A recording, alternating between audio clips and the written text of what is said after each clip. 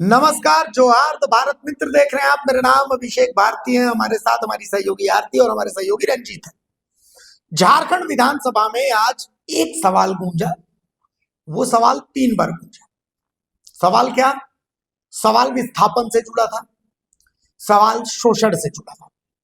झारखंड विधानसभा का सत्र, ये मानसून का पूरक सत्र हंगामेदार रहा। लेकिन सुबह में जब प्रश्नकाल की शुरुआत हुई तो अपना प्रश्न लेकर के जो बड़का गांव के विधायक हैं रोशन लाल चौधरी, वो पहुंचे। अपना प्रश्न उन्होंने सदन के सामने रखा। प्रश्न क्या था कि भाई, बड़का गांव में जो गोंदलपुरा है, गोंदलपुरा में अडानी ने जमीन ली है। यहाँ पर कई गांव हैं, पैनम और बहुत सारे जो गांव हैं, तो उन गांवों में विस्थापितों के ऊपर प्रदर्शन करने पर 285 ऐसे लोग हैं जिनके ऊपर केस कर दिया गया है। तो रोशन लाल चौधरी ने कहा कि विस्थापन आयोग का गठन नहीं हो रहा है और आवाज उठाने पर सरकार प्रशासन की तरफ से केस कर दिया जाता है, तो ऐसे केसेस को वापस लिया जाए। रोशन लाल चौधरी का यह सवाल था। फिर ब्रेक हुआ। ब्रेक के बाद मांडू विधायक तिवारी महतो ने सवाल पूछा कि भाई, पिछले विधानसभा के सत्र में जब हमने पूछा था कि विस्थापन आयोग का गठन कब होगा, तो कहा गया था 90 दिन में हो जाएगा। 90 दिन की जगह 150 से ज्यादा दिन हो गए, लेकिन विस्थापन आयोग को लेकर के कोई सूगबुगाहट नहीं है। इसके साथ में उनका अटैच्ड सवाल भी था कि भाई, मांडू में एक डिग्री कॉलेज की उन्होंने जरूरत बताई थी। हालांकि उनका जवाब सुदीव्य कुमार सोनू जो मंत्री है, उन्होंने कहा कि देखिए, कसमार में तो डिग्री कॉलेज है, तो मांडू में अभी फिलहाल वैसा कुछ है नहीं, लेकिन फिर भी आप बोल रहे हो तो हम देखेंगे। बहरहाल, विस्थापन आयोग से जुड़ा सवाल पूछा। फिर यही सवाल जयराम महतो ने भी पूछा। हम आपको ये तीनों सवालों को क्रमवार तरीके से सुना देते हैं कि देखिए, तीनों लोगों ने एक ही सवाल पूछा है। आपको क्या लगता है इसमें से किसका सवाल पूछा जाना सबसे ज्यादा इंपैक्टफुल है? आप हमें कमेंट में बताइए। पहले आप इसको देखिए। अविश्वास प्रस्ताव में सदन में एक ऐसा मुद्दा उठा रहा हूं जो केवल नीतिगत सवाल नहीं है, झारखंड के लोगों की अस्मिता और अस्तित्व का सवाल है। झारखंड की धरती से जब जब खनिज निकाला गया है, बिजली पैदा हुई है, डैम बने हैं, रेल सड़कें बने हैं, तब तब हमने कीमत चुकाई है। कीमत हमारे उजड़े हुए गाँवों ने चुकाई है, कीमत खेत खलिहानों ने चुकाई है, कीमत हमारे जंगल और पहाड़ों ने चुकाई है। अध्यक्ष महोदय, आज सालों बाद भी कोनार, चांडिल, तेनुघाट, पतरातू, भैरवी, गेतलसूद, मायथन, पंचेत, डिमना, तेलैया डैम के विस्थापित अपना हक मांग रहे हैं। ECL, BCCL, CCL, Tata, TISCO, TELCO, Jindal, HEC, HURL, Hindalco, Dalmia, NTPC, PTPS, KTPS, TTPS, BTPS, CTPS, SAIL, Vedanta कंपनियों द्वारा विस्थापित झारखंडी आज भी न्याय की भीख मांग रहे हैं। महोदय, न्याय तो नहीं मिला, पर नौकरी मांग रहे प्रेम महतो को सीधे कपार पे गोली दागी गई। ये इस राज्य की दर्दनाक सच्चाई है। अध्यक्ष महोदय, सिंदरी, बागमारा, बड़का गांव में आज लगातार लोग विस्थापन के मामले में संघर्ष कर रहे हैं और उन पर जबरन एफआईआर हो रहा है, लाठियां चार्ज की जा रही हैं। ये हमारे राज्य की सच्चाई है। अध्यक्ष महोदय, भौरा, सुरुंगा, पहाड़ी गोड़ा में जबरन रेती जमीन पर ओबी डंप किया जा रहा है। शासन प्रशासन मौन और मुख दर्शक बनकर केवल तमाशा देख रही है। अध्यक्ष महोदय, छोटकी बउआ में हैवी ब्लास्टिंग से गांव जमींदोज हो चुका है। अध्यक्ष महोदय, विस्थापन यानी जमीन का संघर्ष का लड़ाई। आज भारत और पाकिस्तान की जो लड़ाई है वो पीओके जमीन का मुद्दा है। आज भारत और चाइना की जो लड़ाई है, डोकलाम अरुणाचल प्रदेश, वो जमीन की लड़ाई है। आज इजराइल और फिलिस्तीन की जो लड़ाई है, गाजा पट्टी की लड़ाई, वो जमीन की लड़ाई है। आज ईरान और इजराइल की जो लड़ाई है अध्यक्ष महोदय, वो जमीन की लड़ाई है। आज यूक्रेन और रसिया की जो लड़ाई है, क्राइमिया, वो जमीन की लड़ाई है। अध्यक्ष महोदय, यानी आज समझ सकते हैं विस्थापन एक कैसा दर्द है जिसकी लड़ाई आज झारखंड का कोना कोना यहाँ के जनमानस लड़ रहे हैं, चाहे वो एनटीपीसी से हो, गोंदलपुरा हो या गोड्डा का अडानी पावर प्लांट हो। अध्यक्ष महोदय, जमीन के लिए आप देख सकते हैं पूरे विश्व के परिस्थितियों का आकलन करें तो एक देश दूसरे देश पर परमाणु बम दाग रहा है जमीन के विवाद में। अध्यक्ष महोदय, आज झारखंड के हर एक विस्थापित के सीने में भी परमाणु बम है, लेकिन उसे आस्था इस लोकतंत्र पर, उसे आस्था इस विधानसभा पर कि कभी तो कोई नीति बनाएगा और उनकी समस्याओं का निराकरण करेगा। अध्यक्ष महोदय, लोग 7 दिन में उत्तर का प्रत्युत्तर देते हैं, लेकिन आज हमारे विस्थापित, आज हमारे रैयत 70 सालों के बाद भी ये आस्था लगाकर बैठे हैं कि इसका शायद कोई आके नीति बनाए और उनकी समस्याओं का निराकरण करे। तो अध्यक्ष महोदय, मैं माननीय मंत्री महोदय से आग्रह करता हूं कि वह स्पष्ट करे विस्थापितों की समस्या के निराकरण के लिए विस्थापन आयोग का गठन, पुनर्वास आयोग का गठन कितनी समय की अवधि में करने जा रहे हैं। माननीय मंत्री जी। माननीय सदस्य ने जिन बातों को उठाया है विस्थापन की समस्या को लेकर के, और इन्होंने स्पष्ट पूछा है कि 90 दिन से अधिक बीत चुके हैं, सरकार विस्थापन आयोग के गठन की तारीख तय करने के संबंध में वो जानकारी चाहते हैं। मैं आश्वस्त करना चाहता हूँ सदन के माध्यम, आपके माध्यम से अध्यक्ष महोदय, कि सारी प्रक्रियाएं पूरी कर ली गई है, विधिच्छा भी कंप्लीट, बहुत अति शीघ्र जो है ना विस्थापन आयोग का गठन होने जा रहा है। इसलिए माननीय सदस्य आग्रह करेंगे कि अविस्ताव को वापस लें। अध्यक्ष महोदय, मैं आपको जानकारी दे दूं कि आज से ठीक 3 महीना पहले बजट सत्र चल रहा था और उसी बजट सत्र में हमारे माननीय विधायक जी बैठे हैं, रोशन लाल चौधरी बड़का गांव से। इन्होंने यही प्रश्न किया था और माननीय मंत्री महोदय का उत्तर था 90 दिनों के अंदर विस्थापन आयोग का गठन किया जाएगा। तो कैसे मान लिया जाए माननीय मंत्री महोदय? मैं आपका आदर करता हूं, आपका सम्मान करता हूं, आप मेरे बड़े भाई स्वरूप हैं, लेकिन सरकार की कथनी और करनी में बहुत बड़ा अंतर है अध्यक्ष महोदय। इनका यही सवाल था और माननीय मंत्री महोदय का उत्तर था कि 90 दिनों के अंदर विस्थापन आयोग का गठन कर लिया जाएगा। 90 दिन समाप्त हो चुके हैं, तो मैं कैसे विश्वास करूं कि किन 90 दिनों में आप विस्थापन आयोग का गठन करेंगे अध्यक्ष महोदय? इसीलिए मैं चाहता हूं कि आज वो स्पष्ट कहें कि कब तक इन नीतियों का निराकरण करेंगे। चलिए माननीय मंत्री जी, 90 दिन के अंदर विस्थापन आयोग निर्माण करने के लक्ष्य में आप क्या क्या एक्सरसाइज किए हैं, क्या क्या किए हैं, कहाँ तक किए हैं, जानकारी दे दीजिए। अध्यक्ष महोदय, सारी प्रक्रिया नियमावली की गठन हो चुकी है, विधि विभाग से परामर्श हम लोग प्राप्त कर चुके हैं, कार्मिक विभाग से, मैंने प्रक्रियाधीन है कैबिनेट की प्रक्रिया में। इसलिए मैं आश्वस्त कर रहा हूँ कि बहुत जल्द अति शीघ्र विस्थापन आयोग की गठन हो। माननीय सदस्य अपना विस्ताव वापस करें। ठीक अध्यक्ष महोदय, अध्यक्ष जयराम जी, जयराम जी, समय ज्यादा नहीं, महत्वपूर्ण विषय है महोदय। आप नहीं हम आप ही को सहयोग कर रहे हैं। 90 दिन के अंदर जो मंत्री जी का आश्वासन सदन के अंदर था उसमें कुछ दूर तक चले हैं, लेकिन अंतिम जगह पर नहीं पहुंचे हैं, बहुत शीघ्र पहुंचेंगे, यही थोड़ा सा समय लूंगा। चलिए अध्यक्ष महोदय, ये गंभीर विषय है। गोंदलपुरा में लोग 1000 दिनों से धरना पर बैठे हैं, 13 माइल में लोग धरना पर बैठे हैं, यानी नगरी में भी लोग विस्थापन को लेकर आंदोलन कर रहे हैं। गंभीर विषय है अध्यक्ष महोदय। मैं चाहता हूं कि नीति में यह तय होना चाहिए कि भूमि अगर छीनी जाएगी तो भूमि के बदले भूमि मिले, उचित मुआवजा मिले, हर प्रभावित परिवार को रोजगार की गारंटी मिले। विस्थापन से पहले ये आपका मांग है, ये अलग विषय है, ये आपका मांग है, आप किसी भी प्लेटफॉर्म में इस मांग को रख सकते हैं, ये अलग विषय है। मैं एक सुझाव देना चाहूंगा। क्वेश्चन आपका है, एक सुझाव, अभिस्ताव जो है, उस अभिस्ताव के परिप्रेक्ष्य में माननीय मंत्री आपको आश्वस्त करेंगे कि कितने दिनों के अंदर ये बाकी जो काम है इसको कर लेंगे। चलिए बाकी काम जो बचा है, हमने तो स्पष्ट कहा अध्यक्ष महोदय, इसमें समय सीमा की बात ही नहीं है, प्रक्रियाधीन है ये कैबिनेट के लिए। बहुत जल्द यथा शीघ्र हम लोग गठन करने जा रहे हैं। हो जाएगा, हो जाएगा। इसलिए अविस्ताव को वापस 1 मिनट का समय दे दिया जाए। 1 मिनट बोलिए। मैं माननीय मंत्री महोदय से जो मामले वर्षों से लंबित हैं उनके निष्पादन के लिए ट्रिब्यूनल कोर्ट का निर्माण किया जाए। भारतीय संविधान अनुच्छेद 323 संसद और विधानमंडल को कुछ विशेष विषयों जैसे भूमि सुधार, औद्योगिक विवाद, विदेशी मुद्रा जैसे संबंधित विवादों के निराकरण के लिए। माननीय सदस्य आपका गैर संकल्प में जो विषय आपने लिखा है उसी के बारे में बोलिए, ये आपका अलग विषय है। अरे रिलेटेड है। हाँ नहीं, ठीक है। ट्रिब्यूनल का संबंध भूमि विवाद से है, विस्थापन से है। इसमें आपको एब्स्ट्रैक्ट जो बने आप चीज लिखे हैं उसी पर वो जवाब देंगे। रिलेटेड और विषय देखिए, भूमि विवाद ये अनुसूची आप राज्य जो सूची है उसमें 17 का धारा सेक्शन में है कि वो सरकार, राज्य सरकार उस पर कानून बना सकती है। तो मैं समझ नहीं आ रहा कि माननीय मंत्री महोदय पिछली बार भी 90 दिन का समय मांगे थे। आप माननीय जयराम जी, जिस विषय को बोल रहे हैं वही विषय को लाए थे हमारा रजक जी, उमाकांत रजक जी, और उसी पर माननीय थोड़ा सा भिन्न था वो।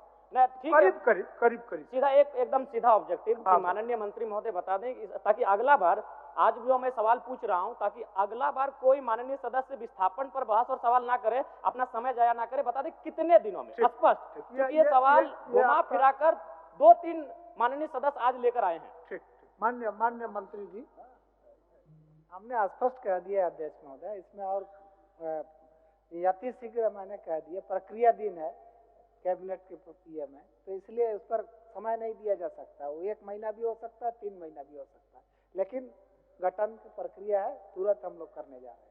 तुरंत करने जा रहे हैं, ठीक है, मान लीजिए तुरंत। फिर भी 15 दिन 45 दिन। अच्छा, तुरंत जब बोल दिए तो तुरंत का शब्द 2-4 साल थोड़ा होता है। तुरंत मतलब अगले सत्र से पहले मान लें माननीय मंत्री अगले सत्र जब हम लोग शीतकालीन सत्र में सदन में बैठेंगे, उससे पहले हम मान लें कि माननीय मंत्री महोदय निराकरण हो जाएगा, विस्थापन आयोग का गठन हो जाएगा। गठन करने जा रहे हैं। राज्य हित में आपकी भी चिंता और भी माननीय सदस्यों की चिंता को विशेष ध्यान देते हुए इस राज्य में लाखों लोग जो विस्थापित हुए उनके साथ न्याय हो। सरकार गंभीर है और हम लोग गठन करने जा रहे हैं, इसलिए अविश्वास को वापस करें माननीय। नहीं अध्यक्ष महोदय, ऐसा नहीं होता है। आप एक बार चलिए मेरे साथ। हर जगह विस्थापित लाठियां खा रहे, गोली खाए अध्यक्ष महोदय, मामूली विषय नहीं है। सीधे सर पे गोली मारा गया विस्थापन के नाम पे। हम कैसे केवल प्रक्रिया प्रक्रिया प्रक्रिया नहीं, मैं विश्वास करने वाला हूं इस पे नहीं अध्यक्ष महोदय। आपको हाथ जोड़ के विनती करते हैं। ठीक है माननीय सदस्य जयराम जी, माननीय सदस्य, आपको तो पिछले कार्रवाई के बारे में माननीय मंत्री बता दिए।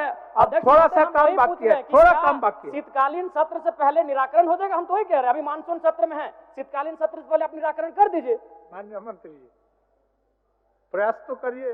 गोली खा रहे अध्यक्ष महोदय, कपार पर गोली मारा गया। शीतकालीन सत्र से पहले ही होगा। ऐसे कैसे बैठ जाए? हो गया शीतकालीन सत्र का पहले करें। ठीक है अध्यक्ष महोदय, मैं स्वहर्ष अभिस्ताप को वापस लीजिए।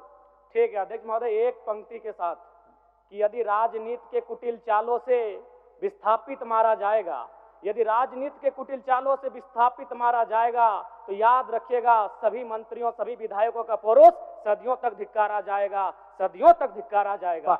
मैं इन्हीं शब्दों के साथ अपने अभिस्ताव प्रस्ताव को वापस लेता हूँ।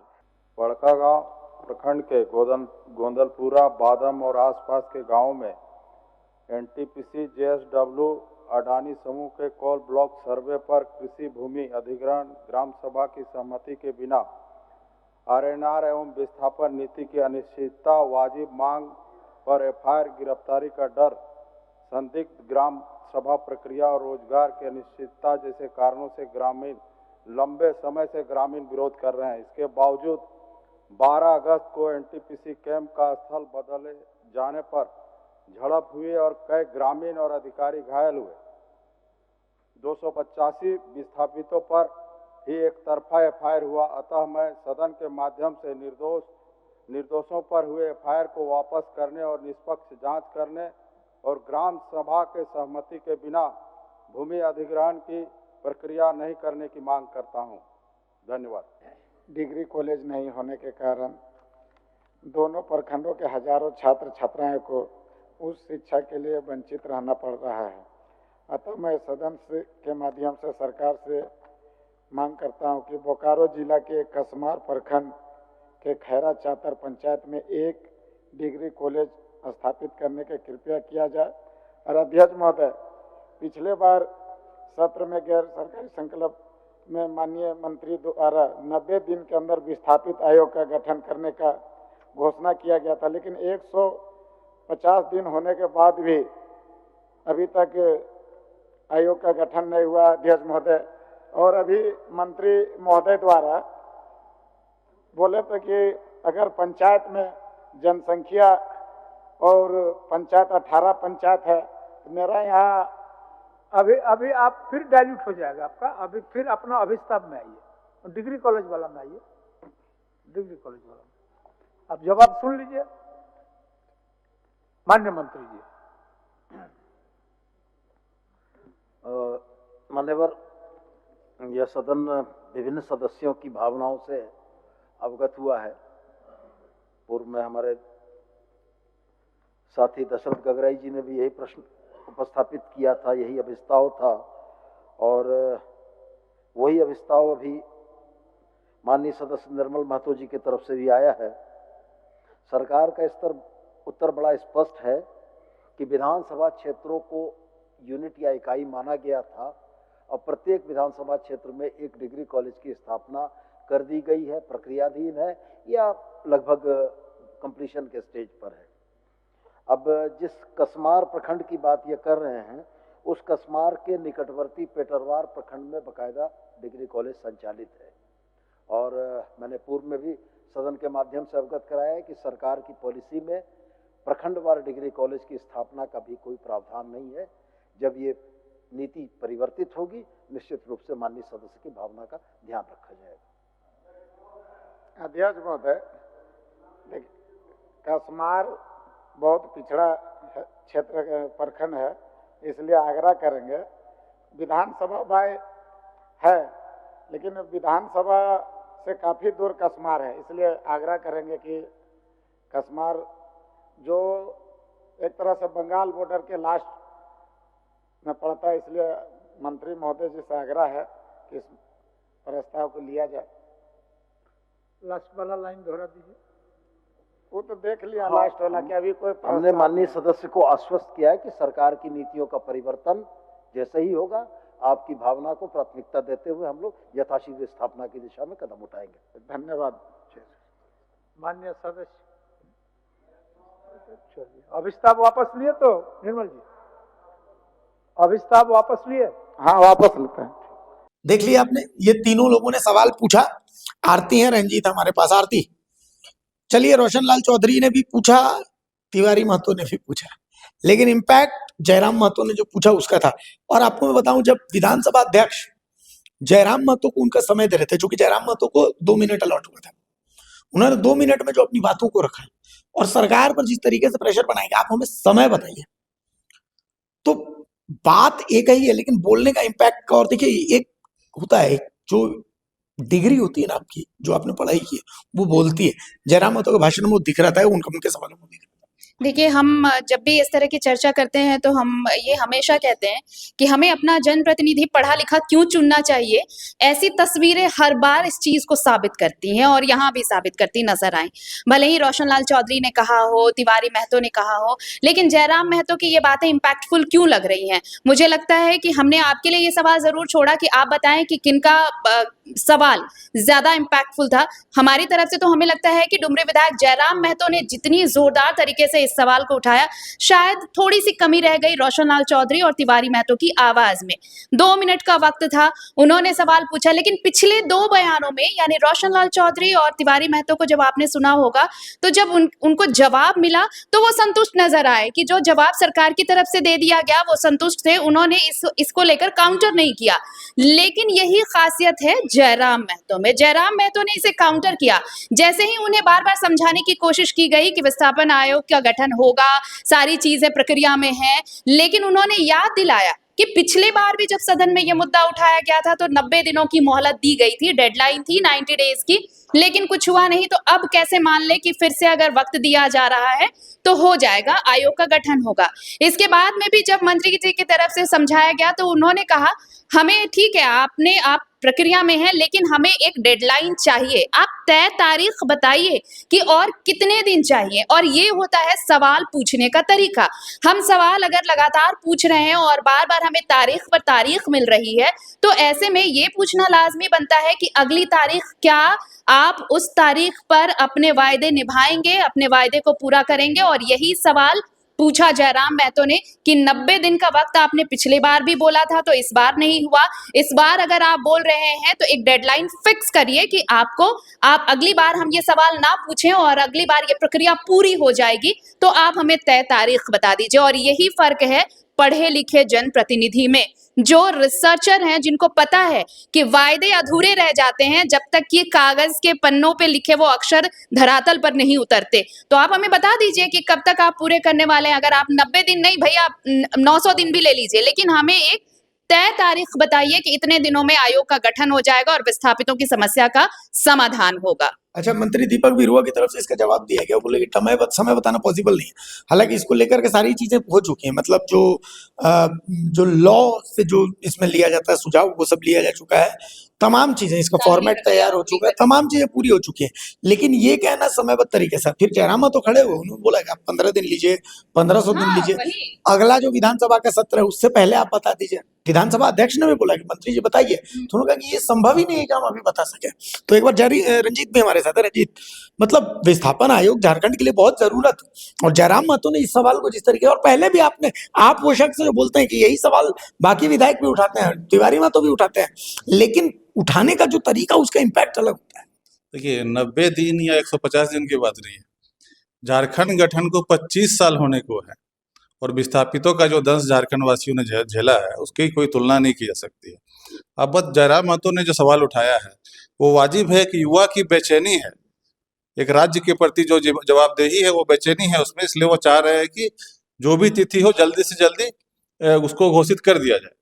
दूसरी तरफ देखिए कि बरका गांव वाला जो मामला भी बहुत ज्यादा हाईलाइटेड हुआ और अम्बा प्रसाद का जो मामला हाईलाइटेड हुआ, तो वो रोशनलाल चौधरी के लिए कहीं ना कहीं वो दबाव वाली स्थिति है। हाँ, तो इसलिए आप एक चाहते हैं कि उसका समाधान निकले, और एक है आप अगर आप चाहते हैं कि नहीं वो सिर्फ नोटिस में चला जाए, खबरों में चला जाए कि मैंने भी सवाल उठा दिया है और मेरी औपचारिकताएं जो है मैंने अपनी पूरी कर ली, जवाबदेही पूरी कर ली है। दूसरी तरफ अगर इसको देखा जाए, आजसू विधायक जो है मांडू से, उनका जो बात है कि चूंकि जयराम और आजसू की जो पार्टी है, हाँ, तो अब उसके सामने भी प्रेशर है कि अगर जयराम अगर जन मुद्दों को उठा रहे हैं तो हम कहीं उसमें पीछे ना हट जाए।